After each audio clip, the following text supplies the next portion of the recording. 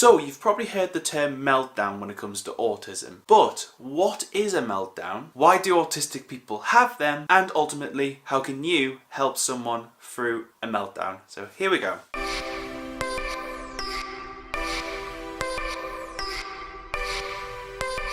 Well, hello Indie people, how are you guys doing? Now today we're here to talk about autism meltdowns, this thing that everyone seems to know a lot about, but what exactly is a meltdown? Why do people like myself on the spectrum have meltdowns? And also just some ways on how to help someone through a meltdown, maybe for yourself or maybe for someone that you know. But if you want to learn more about autism in the future, make sure you hit subscribe and the notification bell so you don't miss out on any videos. So, firstly, what is an autism meltdown? Basically, an autism meltdown is when an autistic person becomes incredibly overwhelmed by a situation, multiple things happening at once, and they can't handle that, like we can't handle that.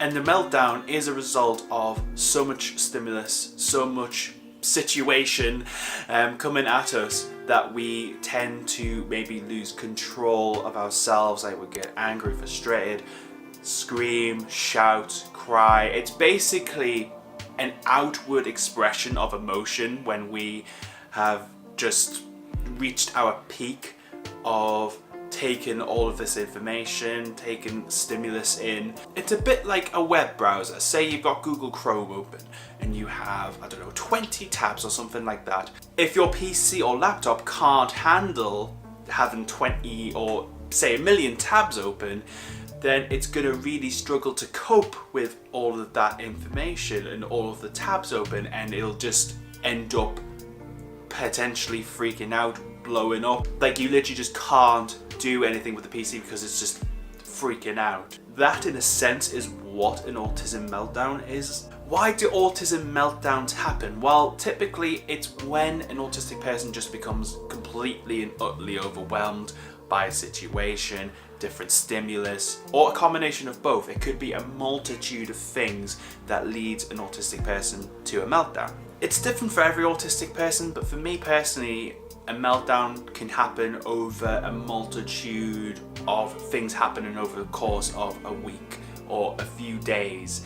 You know, if there's a lot of things going on and, you know, I just reach my peak of just, I can't do this anymore, then it can result in a meltdown for me. And during a meltdown, I just become really agitated. I become really frustrated with myself and I just can't function. If you ask me to do something during a meltdowny phase, I just can't handle it. I just can't do the thing that you're asking me to do because my head is just like, it's kind of like when you put mashed potato in a microwave and for some reason the mashed potato just explodes all over the microwave. That's my head during a meltdown. It's just everything's everywhere. There's just no correlation to anything. It's just all of a mess. So really, to help autistic people, I've got 3 tips for you on how to help an autistic person through a meltdown, or even if you don't know they're autistic, if you're out and about and you see someone going through what looks like a meltdown but you don't know who they are, these are things to keep in mind that you can actually do to help them as well if you feel it's appropriate. First tip I've got for you is try not to judge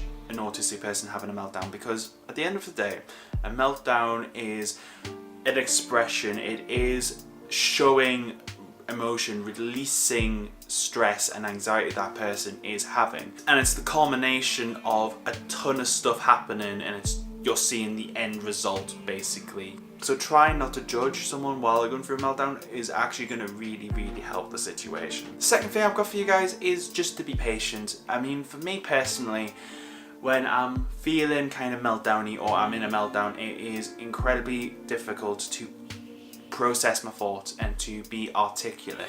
It is like that potato metaphor. Literally everything is just all over the place in the microwave. So if you're with someone who's going through a meltdown, or you see someone going through a meltdown that you don't know, then just being patient and just letting them take the lead in a sense will be really helpful for that person. And just allowing them time to be able to gather their thoughts will really help. Now the third tip I've got for you is, if you're able to ask them if they're okay, because it might not be obvious straight away that the person's in a meltdown situation until it's too late. If they're not being themselves, maybe they're quite quiet normally, but they're even more quiet. Or if you know someone on the spectrum who's really outgoing, like really extroverted, and they've suddenly become really introverted, and if a stranger was to come up to me and say, "Are you okay?" I would really appreciate that, because I would feel less alone for a start, especially if I was on my own as well. You know, it just really helps just having that person possibly to talk to.